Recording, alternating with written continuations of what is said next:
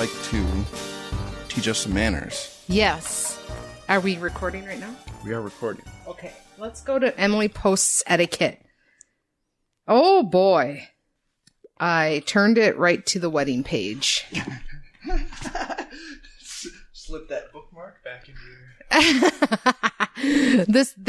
That would seem like more of a scam if we weren't already engaged. Yeah. You know, like, oh, every week I just keep turning it to this wedding chapter.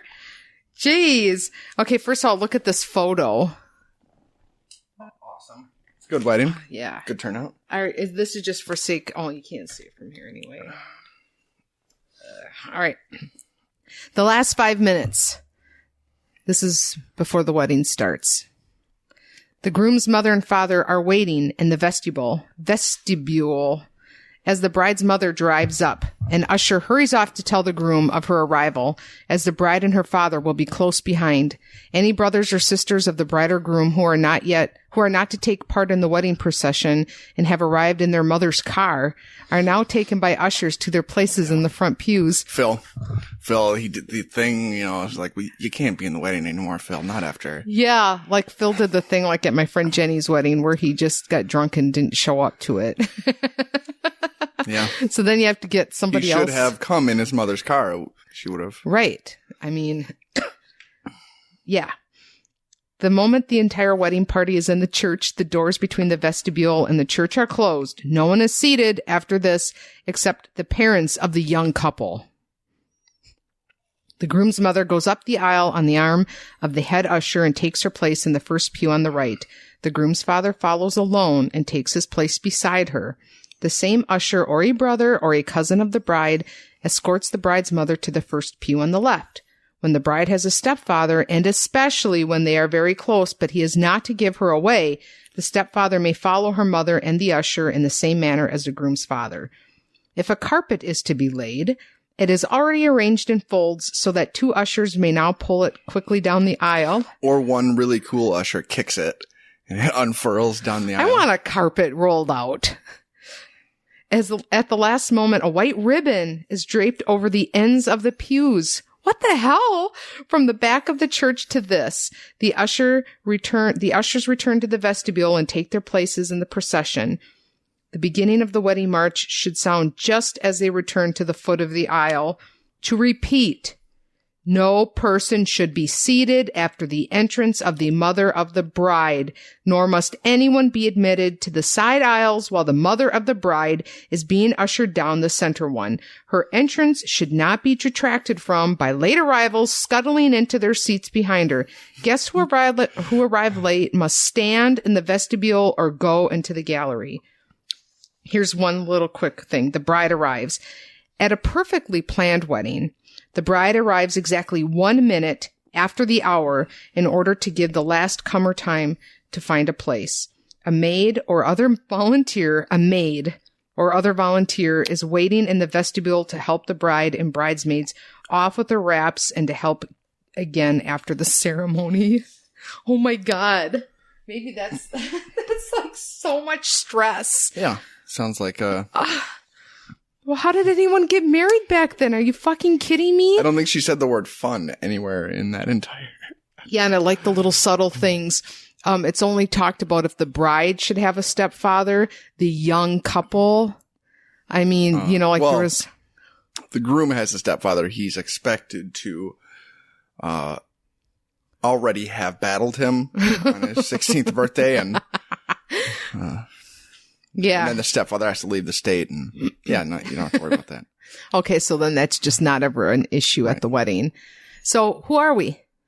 We are Cool and Unusual Punishment, a cool and unusual podcast about true crime and weird history. My name is Tyler Haas. I am a 31-year-old man as of yesterday. You are. And I am bringing 31 years of wisdom to the show, and joining me is my fiancée, Jodie Arnold. How are you? I'm good. We're part of the Nerd and Tie Network. So yes, we are. I don't know what else I'm supposed to say about that right now, except for that you can find them on Facebook and on their website, and they have a whole network of nerdy like RPG and different types of podcasts. Mm-hmm. And probably instructions on ties, bow ties. Yeah, there's a podcast Bolas. about, bolo ties. So yeah, that just happened. So that's exciting for us. And I have an update. It's an update to the last show. We thought we knew everything. But I didn't talk to Jimmy. Jimmy, longtime friend of mine, longtime listener of both podcasts I have been involved in. Longtime bringer of information after the fact. Yeah, like let me know ahead of time, even if you don't know what I'm doing the show on. Hey, Jodie, just on the off chance that you are going to mention Eddie Munster, I need to tell you some things. Well, that would be helpful. That's, he messages me and says, FYI, I was at Monster Hall Raceway and met Butch Patrick. I was like, oh my fucking God, no way. And he said, yep, years ago. He sat all alone and nobody talked to him. I didn't pay him, but I said hi. He was sitting at a picnic table or something. And I don't know if you had to pay, if like he was doing things where like to get an autograph or something like that. I mean, I think maybe we were joking about that. I don't remember. Was he invited? I don't remember the story now. Was he there like vacationing? As a guest of, okay, he was just a monster truck fan or something? Or I don't know. I think it was like a campground too or something like that. And he like would go up there like, just as a regular person. Put a little placard out on his picnic table like I'm sure $5. He's one of those guys that if you saw him, I don't know what he looks like now. Excuse me, I'm assuming he's still alive, but Eddie Munster had a look, I don't know how much that was just fabricated for the show. Like the kind of I'm unusual... guessing the hairline, wasn't his, because that would be the only identifying thing that would make me think, is that Eddie Munster? Yeah, I don't know. 50 years later? That's kind of like a widow's peak, I think it's called. I don't know. He maybe just had it. I don't know if you could just have your hair cut to make it look that way. Widow's Peak is in Eddie Munster's case, it was a cartoonishly, exaggerated one, but Widow's Peaks are genetic, and they're also what every balding man insists he has until he no longer can get away with it. Did you used to say that? No, but I used to think it in early high school when my hair started falling out. When my hairline was taking on that shape, I was like, oh, that's probably just the way my hair is. Your hair started falling out in high school? Yeah, and because my hair was really long, because I was growing it out, like I'd have like my notebook open on, at school in front of me, and I'd look down and there'd just be long hairs and I'd just have to sweep them away. Oh my God. Did that happen to your dad? Did your dad lose his hair? Your brother doesn't have that, does he? Not like me. Huh. Well, that's weird. It's because of all my testosterone. But then Jimmy says, look him up on Wikipedia. His estimated worth is $250,000. And then he says, aren't a lot of homes worth that? And that guy shouldn't laugh about it. So it's like, I don't have any right to laugh about that because I don't own a home. Yeah. You're suggesting we could live inside of Butch Patrick? Yeah, I guess so. So anyway, there's an update. I guess I'm 6 degrees away from Butch Patrick. All right. Butch Patrick probably doesn't want to be. It would probably be more sad if somebody was like, are you Butch Patrick? Eddie Munster? Yeah. I bet he did a lot of things in his adult life that he's proud of. I bet he might have a couple of wives he's had. He's probably got some kids. He probably has a really nice Honda Accord. Yeah, his first love that he married, the other one that was the right one. Yeah. That came afterwards. Yeah. So the first one's used just after my Munster money.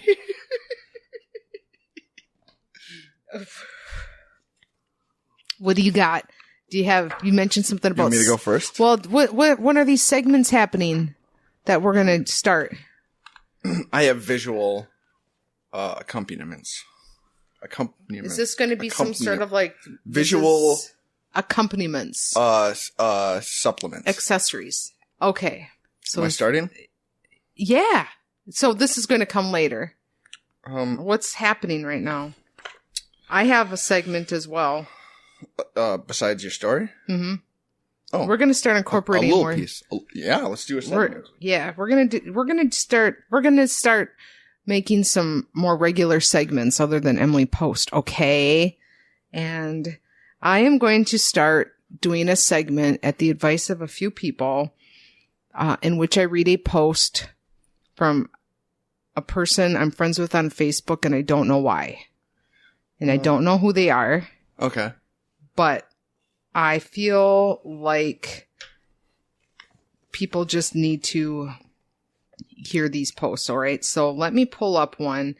He's friends with somebody I went to high school with. And his stuff is available to read, and this is not his real name, but it's his Facebook name. His name on Facebook is Harold Angel.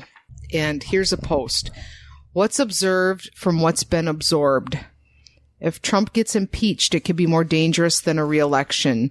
He talks in the we all the time, personally don't want to see what kind of violence happens when Trump supporters amplify outrage led by their influencer. Apparently crime rates went up a lot in areas Trump rallied.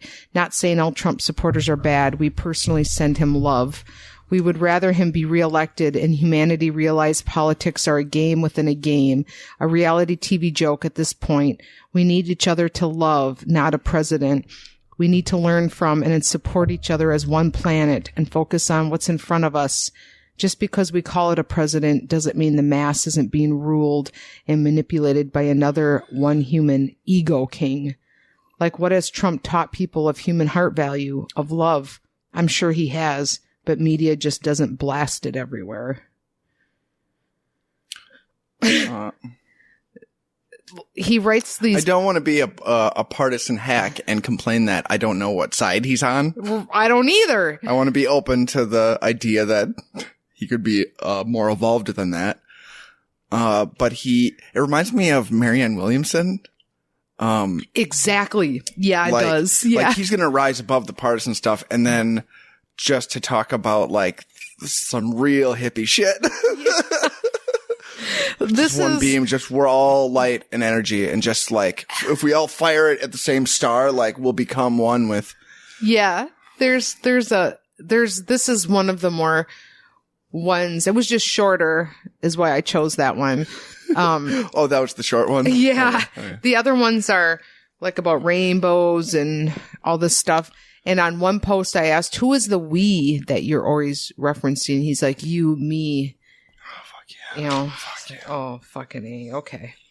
So, who's going first? I can go first. Hey, look what you got on the TV. Okay. I'm going to talk about a man. Oh my gosh, look at you. The year is 1917. A young doctor, his name is John Brinkley. He has just married for the second time, this time the love of his life, Minnie, and together they are moving to the tiny population 300 town of Milford, Kansas. He is answering an ad. They're looking for a town doctor, and Brinkley, who has had some trouble finding success up until now, I think he's in his mid-20s at this point. He thinks this might be his ticket. He had gone to Chicago's Bennett Medical College, and he left after 3 years, and then would later purchase a diploma from a diploma mill in California. But that wasn't, it didn't afford him it didn't grant him the success he was thinking, but he's headed to Milford, Kansas now. Okay. turn his luck around. So he has a fake diploma. It's real in the sense that you could hold it. But he didn't earn it. Right. What? And also Bennett Medical College is like a, I forgot what it was called, like an eclectic medicine, tinctures and dyed water and stuff. Yeah. So he moves to Milford, Kansas, and he sets up a clinic, and things are going all right. And one day, this farmer comes in. His name is Bill Stitsworth, and Bill comes in with a problem, and he's kind of beating around the bush. He's kind of talking around like, I just, I don't know what to tell you, doc. Like my tire's flat. My jackhammer doesn't, my rattle doesn't shake. Oh. My turtle doesn't snap. Oh, how old is this farmer? A 1917 farmer. I'm picturing he's 30 and he looks like he's 400. An elderly farmer was how it was described. Okay, he's sexually weak. And Brinkley says, "Oh, you're impotent." Okay. Well, it's 1917. Science doesn't have an answer to this yet, so I'm sorry. But they start talking. They're just kind of making small talk, and the farmer they start talking about goats. And he's a goat farmer, and the farmer says, goats, they never seem to be impotent. Like they're so virile. The farmer makes this kind of half joke. He says, "Gosh, it's too bad I don't have billy goat nuts." And Brinkley laughs it off, but the man is actually serious. After hours of asking and begging and being told no, the farmer refuses to leave until Brinkley agrees to try and fix the man's impotence by giving him goat testicles. And you thought I would know this story? Believe it or not, the story gets bigger then. So he does it. Oh my. And it works. According to Brinkley. What does works mean? According to Brinkley, it works. He, will take goat testicles. He will insert them into your scrotum and you'll be healed. So the farmer claims this works, and Brinkley starts spreading the word that he has this incredible cure, and it involves goat nuts. Hold on. Yes. So you are telling me that he has goat sperm inside him? I don't know how true that would be. It's not connected to a system. It's just a goat testicle in his scrotum. So where are his testicles are gone? I guess they're probably in there too. How much extra room? I don't know how big a goat testicle is, so I imagine it didn't say anything about taking anything out, just putting goat testicles in just an insertion. Okay. And so the farmer claims it works. And so Brinkley starts spreading the word. He has this amazing miracle cure. And it's not just a cure for impotence. It'll cure flatulence, emphysema, stomach cancer. He develops a version for women to cure female infertility. Where do those go on women? That I actually don't know. But, so Brinkley, so this is all some pretty wild. I don't like this. This is all some pretty wild snake oil stuff, but Brinkley is a really charming guy. He talks well. He wears suits. He's got a goatee. He seems very smart. He's what people would think a doctor should look and talk like. And so people trust him. And this is an assumption on my part, but I'm guessing when he started doing this for men, he's curing impotence with goat testicles. Either the issue is psychological, so the men think they're cured and therefore they are cured, or if they're not, they're too ashamed to say anything. So he does kind of have like a good success rate. That's a guess on my part. I mean, I have so many questions about just the body's rejection There's some numbers. There's a body count that'll come up later. Okay. But in any case, he's popular, and this seems to be working, and it starts drawing a crowd. Men start showing up at his clinic with a goat. And then the goats all die. I don't know. Probably just, it's castration.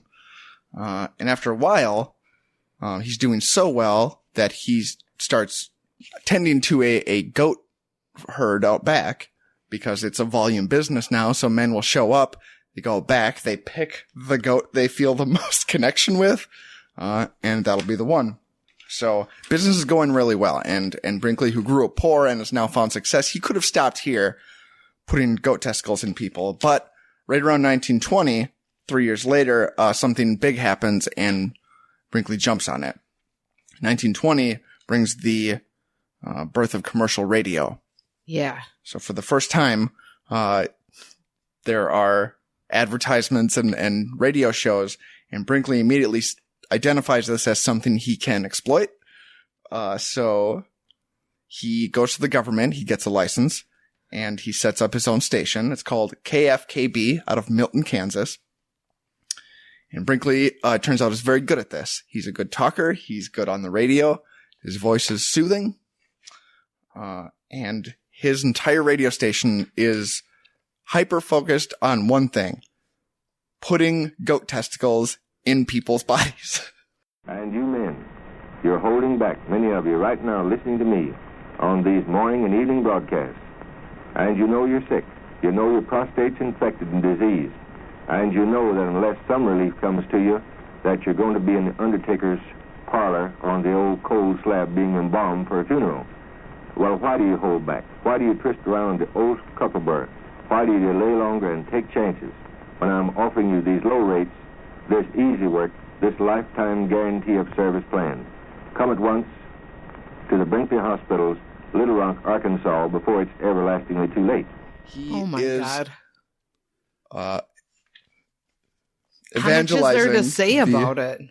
It's in like one show.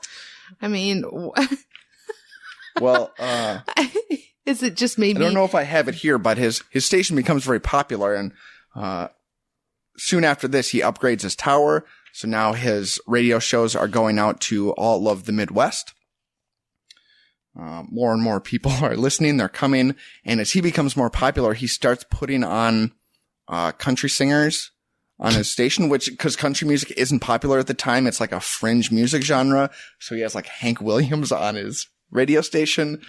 People haven't heard these musicians before. He has, he's quite popular. He had Hank Williams on there. Yes, I don't have it here, but there's a list of musicians, and Hank Williams is the one I recognize that he got. Oh my God. Okay. And in Milford, in this little town where the economy starts booming because all these people are showing up to get the goat cure, Brinkley's become like this god. He fixes sidewalks and sewers. He gets the town electric lights. He buys the town a new hospital. The Little League team, they needed money for like jerseys. So Brinkley buys the team, and they rename themselves the Brinkley Goats. Oh my God. So it's about this time. This is just fucking weird. So it's about this time that, as his popularity is booming, that his message reaches the ears of... I'd like to take a photo of this. It reaches the ears of who will become his lifelong nemesis, a man named Dr. Morris Fishbein.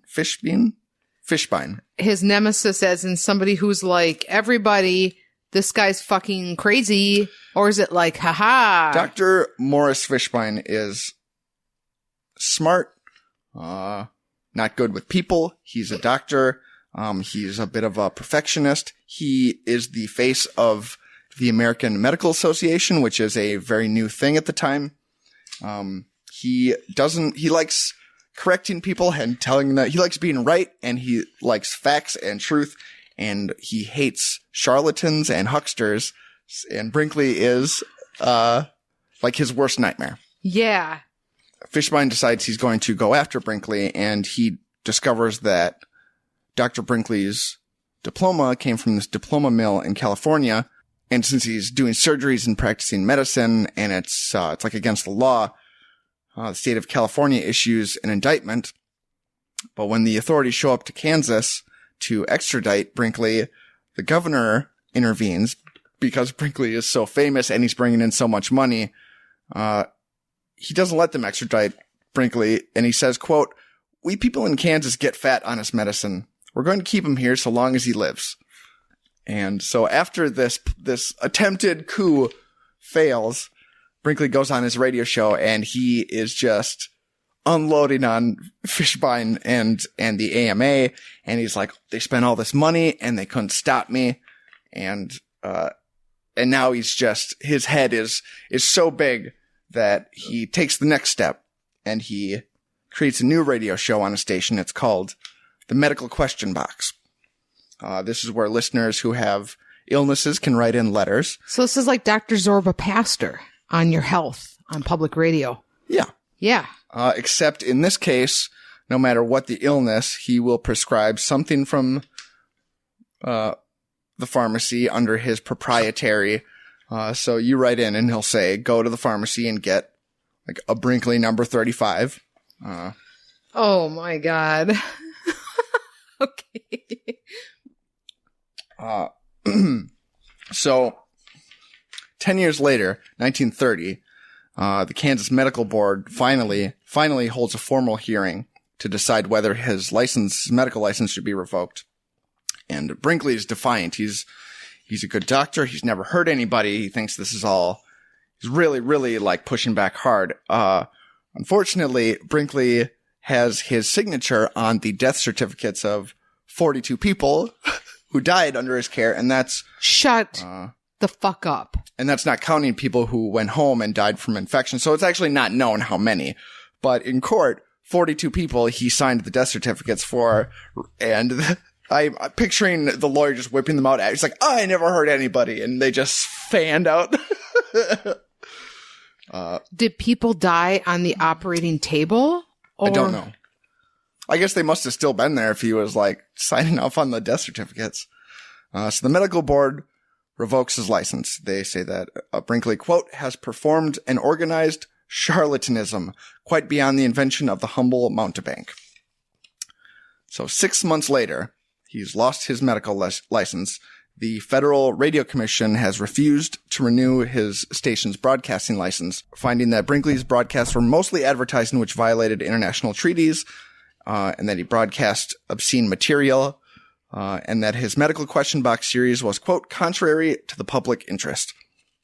So he's got a few months left of radio airtime before he loses his station. And so he comes up with a new scheme that he's going to do with his radio station while he still has it. It is September, and the Kansas election for governor is in November. So he decides he's going to run for governor. He has no platform, but he does have this huge fucking radio station. And so he just goes on his radio station and he's charming and awesome. And at first, nobody, certainly other politicians, pundits, don't take him seriously because he has no positions, he has no platforms. He's kind of like fucking crazy. Yeah. Like he said, he's constantly comparing himself to Jesus Christ. He promised that he would put a lake in every county in Kansas so there'd be more rainfall for the farmers. The farmer that brings you just full circle to how this all started. It's all about the humble, impotent farmer. So I mean, this elderly farmer, just as a side, was probably not just 30. By the 1900s, people were living a bit longer. He was probably like at an age where, unfortunately, back then that probably just happened and there wasn't much to do about it. Yeah. Also an age where old Kansas farmers probably don't tend to go to the doctor. Yeah. To talk about stuff like that. Right. People don't go to the doctor now to talk about stuff like that still. He's right. I'm ahead of you on all the drinking fronts. Jesus Christ. I'm reading the story, that's why. This episode of Cool and Unusual Punishment brought to you by not Montucky Cold Snacks, because they aren't sponsoring us yet, so we're drinking Hamms. Back to you. Hamm's when you're almost broke and you need a beer. Hamm's is there. Hamm's doesn't judge you. When you can't afford ham, drink Hamm's. It's good. It's a good motto. So he's running his little 2-month campaign based on nothing. And to his opponents, it's silly and it's a ridiculous campaign. But to all the people who listen to his radio station, this is incredible. And he starts drawing enormous crowds. I don't know if this maybe draws any parallels to modern day. I won't comment on it, but people are loving him and he's getting this incredible support. He's getting turnouts in rallies in Kansas that Kansas has never seen before. And it becomes clear in the final weeks of the election that he is the front runner. And so the Kansas Attorney General comes up with a plan to stop him. The Attorney General decrees that the only ballots that will be counted are the ones that have his name spelled correctly on the ballot. I mean, that's a rule now. Okay. Yeah. Because he's presumably for write-ins. Right, because he's going to be a write-in candidate. And as a write-in candidate, he received more than 180,000 votes and lost. But it is estimated by the Des Moines Register at the time that between 30,000 and 50,000 ballots were disqualified because of this new rule. Had they been counted, he would have won. But he lost. So he loses his election, but never a man to be stopped. He has a new plan. He doesn't have his radio license anymore, so what he does is he moves to a little town called Del Rio. It's right on the Mexican border. I would never guess that. That sounds like a place in California. It looks like this. Oh, it's a tiny picture. He builds a mansion. Oh my God. Well, that's lovely. I'd live there. He shows up in this little town called Del Rio and he builds a mansion. And what he decides to do is build an enormous radio tower in Mexico, a couple hundred feet from his mansion, where he is no longer subject to U.S. law. And so now he's unstoppable. He has his mansion. It's wired so that he can just sit like in his den in his pajamas and broadcast to his tower and out to all the country. And nobody can stop him now because he's officially under Mexican like jurisdiction. And so now that he's becoming pretty much bulletproof, he starts renting out his radio station to other scammers. They're selling electric bow ties, autographed pictures of Jesus. He's getting electric bow ties. They're getting musicians. It's becoming like a huge enterprise that he's running. And since he's in Mexico, the transmitter can be bigger. So now it's 10 times as big. So he's reaching all of the United States. Fishbein, his nemesis, is scrambling to try and figure out how he can stop this, but there's just nothing he can do. And in the meantime, Brinkley Station is just getting bigger and bigger. The musicians are showing up, these rock stars showing up, filling time on his radio station, and they're playing for the biggest audiences that have ever existed. And his broadcasts become so big that they've the broadcasts, they become so big that they leave. He becomes like an international name. His radio station is that popular. At one point, the U.S. State Department tries to negotiate with Mexico to take Brinkley off the air. So Brinkley just gets the vice president of the United States to tell the State Department to stop. And apparently that works because Brinkley is a god among men at this point. Oh my gosh. And then this is a relatable, this level of how does this guy go from having 42 deaths under his watch to where we're at now, having a mansion. See that goatee in that nice suit though? And then now around 1940 or late 1930s, he takes a vacation to Europe. He goes to Germany. He takes a look around and he likes what he sees. So he comes back and he starts giving radio time over to prominent Nazi sympathizers, just pro-fascist entertainers. So at this point, he's so powerful, and he's started to go kind of nuts. He thinks, he starts asking his psychic if he should run for president. He really, cause nothing in his life has stopped him now. Like he's pretty much convinced that he's unstoppable. And Fishbein, his nemesis, this whole time is trying to stop him and is just getting foiled at every turn. And at one point, the federal government passes a law called the Brinkley Act that says, oh my God, is this still on the books? I'm not sure. It criminalizes having a telephone line from your house in Texas to your station in Mexico. This is very specific. So it's called the Brinkley Act, and Brinkley just starts running tapes over the border. So he just gets around that immediately, and so there's just nothing they can do. He's certainly tenacious, isn't he? I mean. So Fishbein finally comes up with a plan that could work. He decides that the only man who can stop Brinkley is Brinkley himself. So Fishbein sets a trap.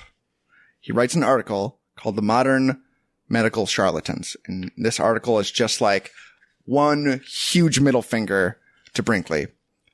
He calls him a hack. He insults his wife. He talks about how much money he's got, what a liar he is. And he insults his wife. And Brinkley sees it, and Brinkley says, fuck yeah, this is slander. I'm going to sue this guy. So, Brinkley decides to sue Fishbein for fucking all the money in the world, and he takes him to court, and the trial happens in Del Rio, the little town that he's moved to where he's a rock star, and he's like, this is going to be awesome. So in 1939, they go to court over this, and Brinkley shows up in his custom-built Cadillac. It's fire engine red with his name inscribed on it in 13 different places. He shows up in court, and his plan is to, he's brought all of these patients of his to come and testify about how the ones that are alive, and the swelling went down. He's brought all these patients in to testify about what a great doctor he is and how it's, he's very talented and very legitimate. But what happens is Fishburn's lawyer objects. He says that these people can't testify. They're not experts. They're just patients. They can't say whether Brinkley is a qualified doctor or not. And the judge agrees. So in one fell swoop, in one moment, suddenly Brinkley is in a lot of trouble. So instead, they bring up a lot of medical experts and doctors, and one by one, they specifically and thoroughly just rip Brinkley apart and talk about what a complete, fraud he is. They prove that the surgery is nonsense, that the medicine he sold over the radio is just colored water. But the most damning moment was when Fishbein's lawyer asked Brinkley this question. He says, it's about the process for putting together, these elixirs. He says, when you're preparing this formula, do you measure it by weight or do you measure it by volume? And that's the question. Weight or volume? And Brinkley is asked this question, and he goes just completely silent. He turns away from the lawyer, and he just stares out the window. And after a long silence, he finally just says, quote, I wouldn't rightly know that. I don't try to know all the details of what's in the stuff. So that's kind of the moment that the energy in the room changes, and everybody finally knows that this guy's a fraud. So the jury verdict, they unleash this barrage of lawsuits against Brinkley. Over $300 million total. They take all his money. What about the mansion? IRS. What about the mansion? The mansion is still there, and I believe you can go see it. He had a giant crazy organ, I guess, that is still there. All of his stuff, whatever made Brinkley is gone, but his enormous crazy God-man organ is apparently still there. Wow. I want to go there before we die. Okay. So they take all his money. The IRS starts to investigate him for tax fraud. He declares bankruptcy. 3 years later, he has no money. The same year, the U.S. and Mexico reached an agreement on allocating radio bandwidth, and they shut down Brinkley's radio station, and he would die a couple years after of a heart attack. with no money and no fans, and Fishbein in the end got his white whale. Wow, I have never heard this story. Thank you. You say. It is, and it just starts with just one farmer being like, "How about those goats? They're always ready to fuck." It's really. Which is my favorite stories are like origami that they just start folding out and before into these beautiful spider webs. Okay. All right. I have a lot of questions that I'm not going to get answers to. Right? You can ask them and I'll answer them. I mean, I'm hung up on the take on them. I'm hung up on the logistics of how it all happened, and things that you weren't sure of. I'm just still stuck on. It's like, God, you would have really big balls if you put two different things in there. And like, how would that have any bearing on anything unless you removed none of it makes any sense. Don't go, kitty. Kitty. Yeah, I don't know how much like one scrotum can hold.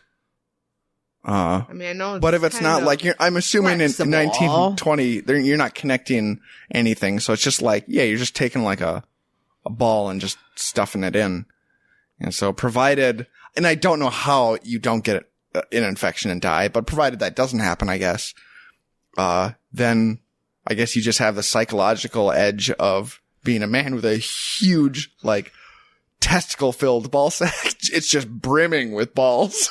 It's just. Is it just stuffed? It's like a grocery bag. It's just struggling under the weight of all the testicles inside. I mean, how could you not feel like a virile man? Well, that was my question because I'm just drunk enough to ask you things that you probably don't want to answer. Is there is that the desire? Like, is there some, like, do guys want to be like, I want to have big balls? I don't think so. I've never heard. Because the people say, oh, he's got big balls. Like, people say that, you know what I mean? Yeah, that's a metaphor for your manliness. Yeah, but so then I wonder, like, but I've does that translate to actually? As someone who is like every guy I've ever known like has like penis insecurity. I've never heard a single guy be like, man, I wish my balls were bigger. Like, I just feel like I have these tiny little baby balls. I mean, who cares, right? I assume it's not a thing for women. You're never like, oh man, the balls on this guy, like really like out of the park. It was like, whew, boy. I would assume if they're smaller, then like everything looks bigger. Yeah, that's true. I guess if your balls are too big, then it becomes a problem because it's, yeah. Okay. It's like when the backdrop of your portrait is too big, you suddenly look so small and insignificant against it. Yeah. Hey, friends.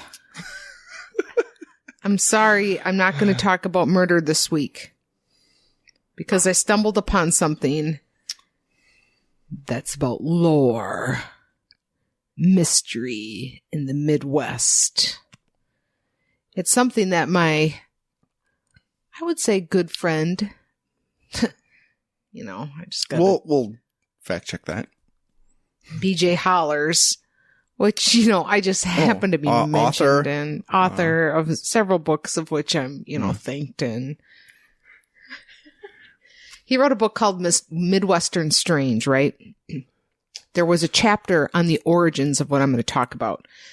And I hadn't given it much thought because around these parts I had asked you last week, what do you know of Midwest legends and lore? And you had said Bigfoot, Smallfoot, Waterfoot, Hodags, 3 feet, Footloose. But do another. Fruit by the Fruit by the foot. Is that a thing anymore? Yeah. How do you know? Oh. I've been drinking. Bigfoot long. It's big mythical hot dog. I'll do it all night. You got to start. Okay. You got to start the story. Are you drunk? I'm dialed in. Did you hear that fruit by the foot joke? I'm fucking like rock solid right now. I've never been funnier.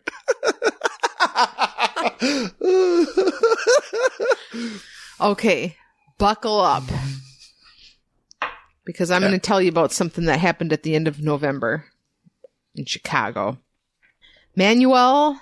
Oh boy, here we go with these names. Manuel, I'm sure it's Navarrete or something, but I only have to say it once. There's my... You got to settle on one thing, and yeah. Navarrete. Of the very credible organization, UFO Clearinghouse.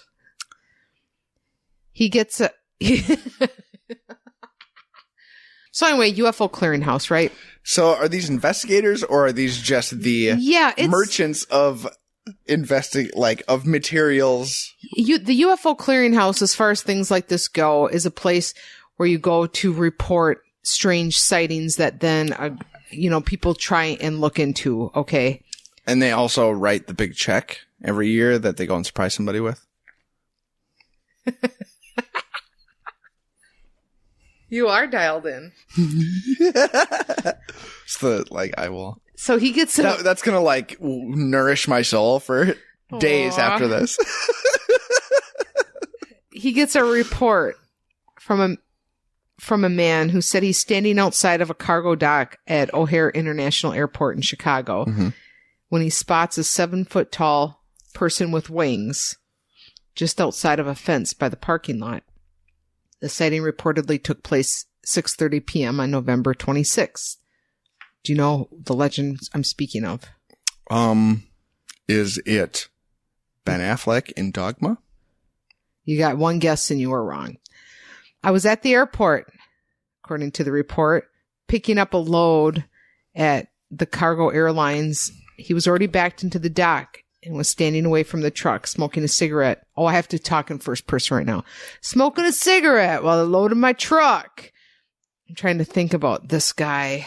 He's from Chicago. I probably should just talk like I normally do because that's probably Chicago enough. It's a little too... I know, and I love the... You're bordering on Canadian. Yeah, I love the Chicago Bears. I was just thinking about the Bears. It's going to be our season. That's literally the conversation I have with the janitor every week at my job. Okay, I was looking toward the runways in the direction of the tunnel, and that is when I noticed something that looked like a large bird standing just outside of the fence by the parking lot. It wasn't hard to miss because 2 street lamps were nearby. It looked like a person with wings that were stretched out and flapping. It was walking away from the fence toward the open field. Then it began to flap its wings and it disappeared. This guy from UFO Clearinghouse, I'm not going to say his name again. And I'm going to, this guy who made this report. He's a baggage guy. He's a dock guy at O'Hare in Chicago. This is not a man with, right. A runaway imagination, I'm guessing. Yeah, this is not a guy. Yes. Smoking a cigarette, thinking about my pension. I don't think pensions are a thing anymore, right? Right. But maybe this guy still gets one. So the guy from UFO Clearinghouse talks to this witness over the phone, right? And this guy, Manuel, says, I spoke with the witness via phone and was able to get more information regarding the sighting, the investigator said. Oh, interesting. The witness primarily speaks Spanish, but was able to report this sighting with the help of his daughter and her boyfriend. He was standing away from his truck as it was being loaded, smoking a cigarette. Then he caught the movement out of the corner of his eye and saw the being standing near the parking lot that was illuminated by 2 street lamps. The witness stated that the creature was about 7 feet tall, using the fence as a point of reference. When I asked him how he was able to be so certain as to the height of the being, he said, look, I know my fences. I know a 7-foot fence. You gonna tell me I don't know a 7-foot fence? That's standard. I don't know what accent I'm doing. Especially because this guy like a bad New York primarily accent. speaks Yeah. Spanish.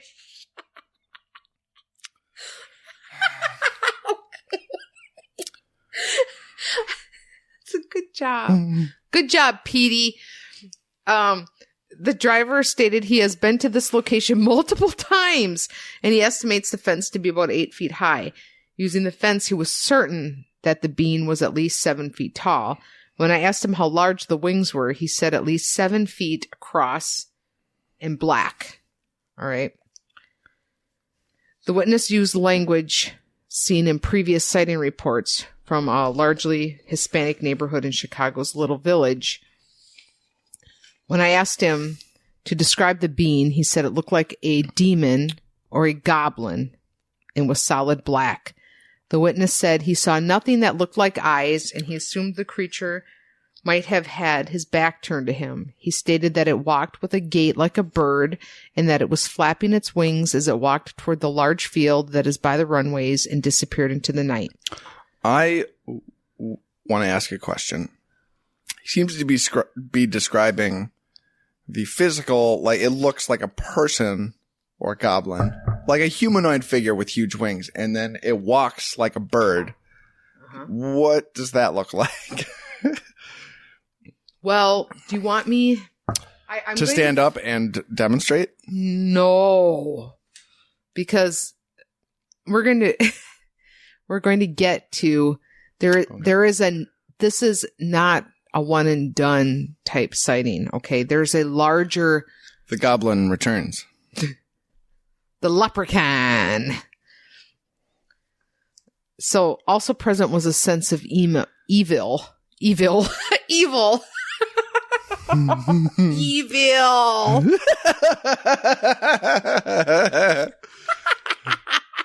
Oh, and now I'm on this side of it. Now I'm on this side of drunk. I'm sorry. Look, you think I don't know a sense of evil when I see it? Oh. I've seen evil West Coast all the way to the East Coast. I've seen I've seen Long Island evil. So the witness did state when it disappeared, he quickly did the sign of the cross. Sure. And asked the Virgin Mary for protection. He put out a cigarette. He walks back to his truck. When I asked him, why did you do that? He said, I felt evil around me and was convinced I had seen a demon.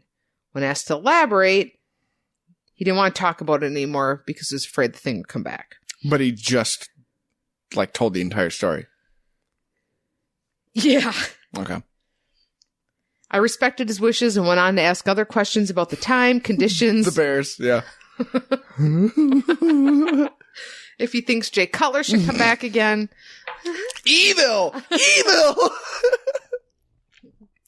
Let me tell you, I cross myself every time he goes on in the field. And if there were any other witnesses, right? He stated that there were others at the same facility, but many were either inside or in their trucks. When asked if he had seen something similar before, the witness said he had when he was a teenager back home in Mexico. Nice. Thanks. The witness stated he saw a solid black winged creature that was circling an open field that he and other children were playing soccer in. He stated it circled the field, made a loud screeching noise before flying off into the surrounding forest.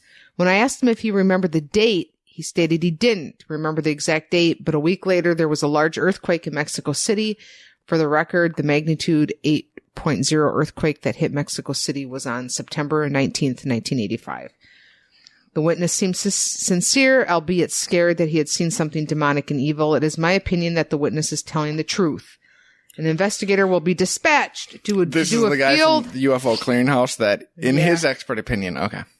An investigator will be dispatched to do a field observation, and any info will be posted on UFO Clearinghouse as it becomes available. Okay, so you must know, we're going to get into this now. Ready? This sighting location is less than 15 miles west of Lake Michigan. Several other sightings have been reported in this same area, including an October 30th sighting of a large winged humanoid, An October 29th report of a winged humanoid accompanied by several other beings. In an October 19th sighting of a giant-sized bat. An October 5th sighting of a tall creature with bright red eyes and large wings near O'Hare Airport. And a report from July of a 6-foot-tall creature flying over a river in Illinois, Rosemont, Illinois. And these are all sightings from the same area that guy saw? Yeah. Like the same kind of... Yeah. This is the latest news in a string of Mothman sightings. Have you ever heard of the Mothman? I've heard the name. So it's got some... I'll get into that part of it. It's kind of happens within... Which one do you think you see Batman and they're like, oh, gross, it's just a Mothman? Tonight especially, I'm glad you're my co-host. You're really making me laugh. I mean, I'm always glad, but... So, for some reason... I'll say, you know, when we're done with this, while we're still recording video, we should do some Charlie's Angels poses with our microphones, just for the ad spread. Okay. I'll do that, I guess. Okay, I guess. But don't make it Charlie's Angels, because, like, I've hated all the Charlie's Angels you should be referencing. You were too young to even know about. F-Troop. These F-Troop. Is that a thing? Yeah. I took a real shot in the dark. Were they women? No. Oh, okay. All right. Never mind. I just said a thing. That... MASH? You know, that last episode. So, all right. Oh, I'm losing. I'm sliding through my fingers. Oh, no. Okay. So O'Hare is a fucking hotbed. Yeah, but really what it is, for some reason, there's been Mothman sightings and for a long time, and they always happen with just a few hundred mile radius of Lake Michigan, including every state bordering that Great Lake. I don't know my geography. How close is Chicago to Lake Michigan? Probably within a couple 100-mile radius. Okay. So, of the newest string of Mothman sightings, they started in 2017. But more historical accounts are being reported as more people become aware of the phenomenon. Sightings of weird... Mothman sightings, Butterboy sightings. We know the terminology. Like, I'm not going to get into describing... Butterboy. Butterboy? Nobody can catch him because he melts.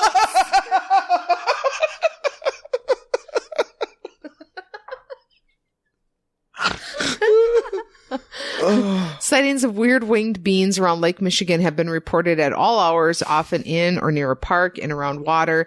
Witnesses consistently describe a large gray or black bird or bird-like creature. All right, so let's rewind.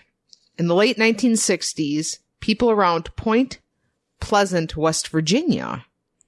So what we've been talking about has been happening around Lake Michigan since like 2017. But if we go all the way back. If this were a documentary, this would be the map. Yes. Portion of the map with a red line.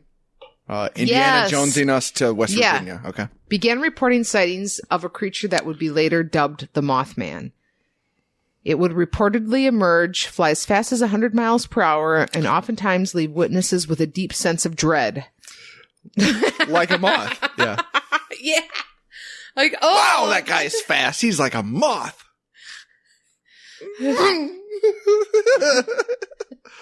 It was later suggested by some locals that Mothman was trying to warn humans of an impending tragedy. I like this. You don't get this very often. So what they've decided is why this is the case. In 1967... He's like a big Mothman, and he just like... Be careful. That's like these memes I see that I find actually funny, where it's like all these birds. There's these memes where it's like these birds, and like the person's like, oh, listen to this beautiful bird song, and the birds are like, you fucking idiots. You know, doom is happening or whatever. Stockpile water. Oh, I love this beer. So, all right, the 1967 Silver Bridge collapse happened, which killed 46 people. Don't laugh about it. That's more than your guy killed. I want to hear about the Mothman reports that happened 2 days before. So others, check the rivets. Check the rivets. So okay, this thing happened, and there were people who said, all right. Sometimes it was later suggested by some locals that Mothman was trying to warn humans of this tragedy that happened, which was the Silver Bridge collapse, because they kept seeing it, and then this thing happened. However, others posit that this supposed supernatural connection was simply a way for people to make sense of a tragedy without meaning, as one would think. There are more direct ways to warn people of danger than just being spooky. Like, oh, we should have known. It is a weird sort of like the Mothman was coming. We should have known what that meant. Like you can't, people who have like too big of a shame complex, like can't accept that this was an unfair tragedy. They instead are like, you know what? We should have listened to Mothman. Yeah. What? Yeah. What? Tim? You remember the other night when the big, like, scary bat thing was, like, flying around in the sky, and I said, I hope he's not trying to warn us of impending danger. Bridge and collapse. You laughed. You said, give me a break. And then the bridge, don't take I-95. We laughed. And you know what? I think it's our fault. Because we didn't take it seriously. We were getting letters from its no return address. It just had a moth print on it. They were always delivered to places where there was a flame. Do you think Mothman is actually an agent of God because he wants to bring people to the light? Thank you, everybody. In the intervening years, Mothman's cult fame grew, becoming the subject of an annual festival, a museum, and even a 2002 movie starring Richard Gere. That I don't think I ever saw, but I haven't either. You said Mothman, and I didn't know it was Richard Gere, but in my head I was already picturing. Can we? Yes. Okay. Watch it tonight. Yeah. Absolutely. More recently, can we go to MothCon, whatever it is? Yeah. We'll hit Del Rio and we'll go to MothCon. And we'll just warn people about things. So, reports started in 2011, and now we're coming back to the Mothman-like creature that began surfacing in the Chicago area. Oh no, what tragedy hit. Well, maybe that's why the Bears haven't done well. Like, you would just listen. It still remains unknown whether Chicago Mothman is a subspecies of the West Virginia Mothman or the same, whether he's franchising or not, yeah. Or whether it is perhaps just a heron that got caught in a garbage bag. Below are some clues we've gathered. Part of this comes from... Is that your joke, or did you pull that from somewhere? That part of this is from... Or is that the truck driver who said that? No, I put this together from a lot of sources, but what I'm reading right now is from an NPR story they did on the Mothman. Okay. Below are some clues we've gathered based on reported sightings and interviews. Physical characteristics between 6 and 10 feet tall. Species, it's been compared to a big owl, a bat.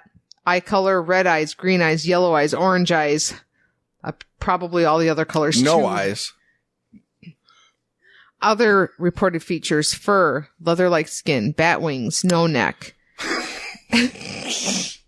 Possibly. Ooh, someone taking a fucking possibly zinger confused. at Mothman. Well, this end part here is he's gonna warn me of danger. He ain't got no neck.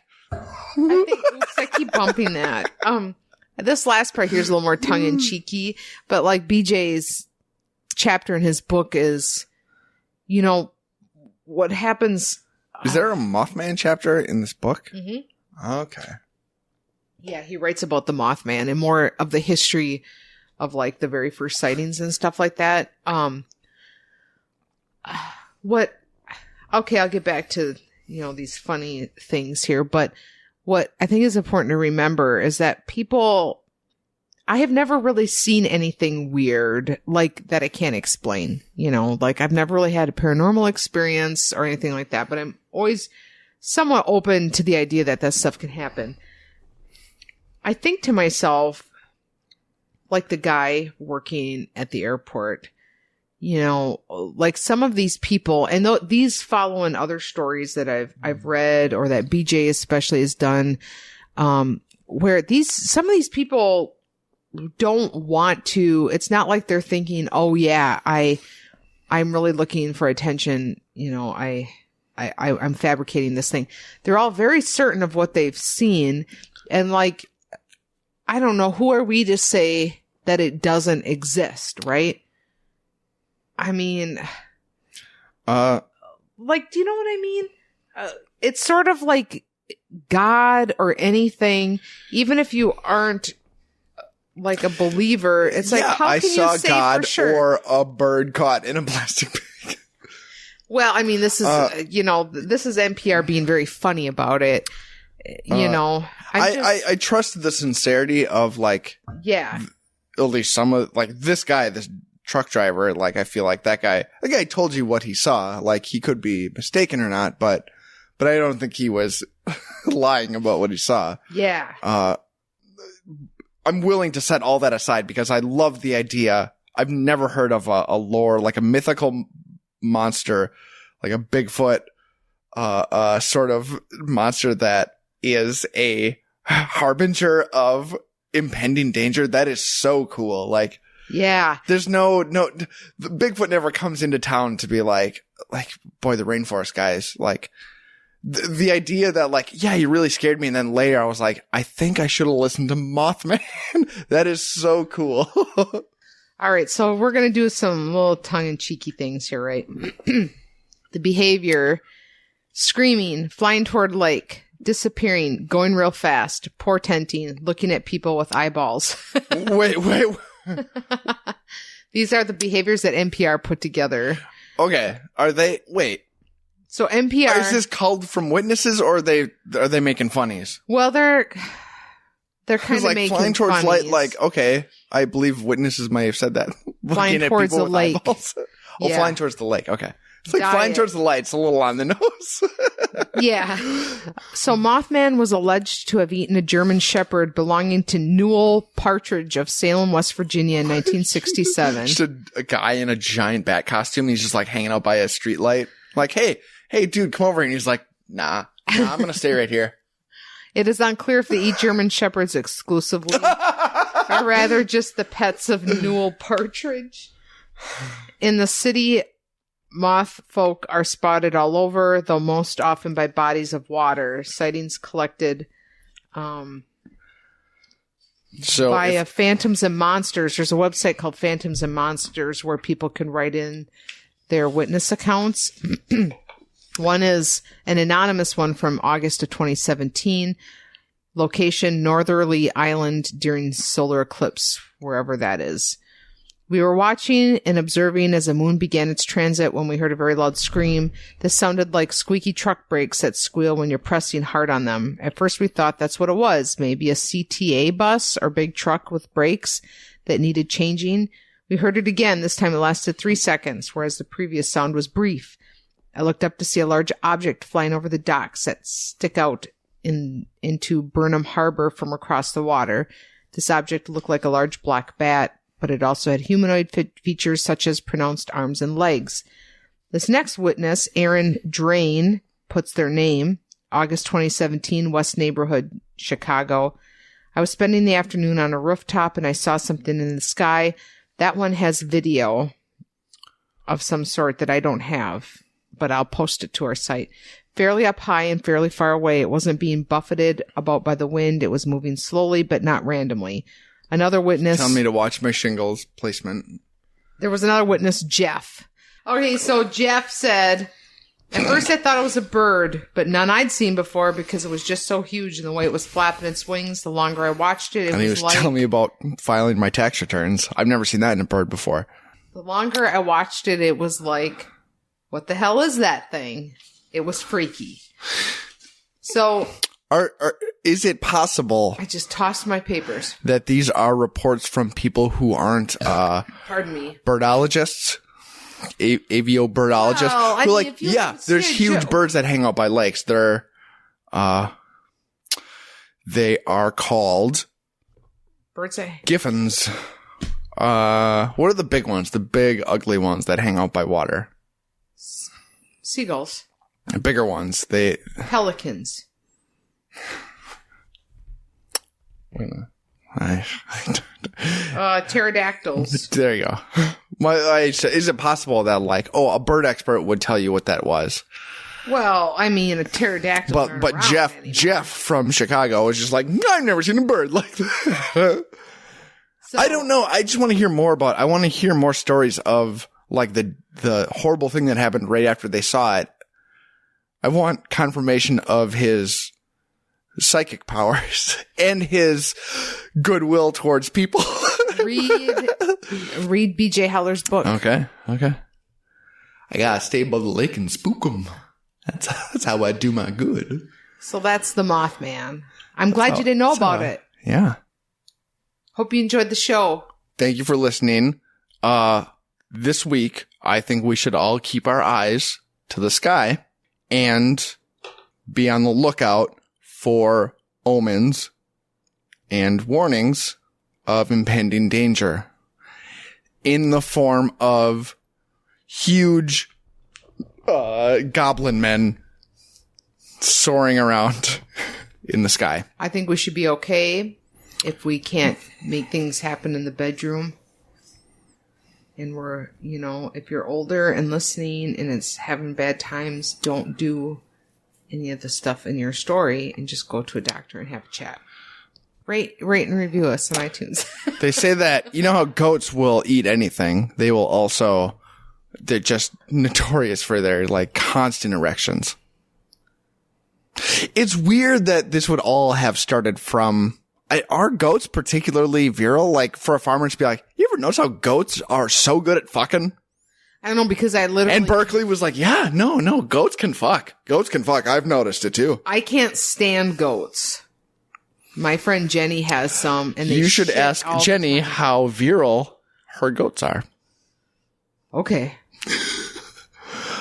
Thank you for listening. Have a good week.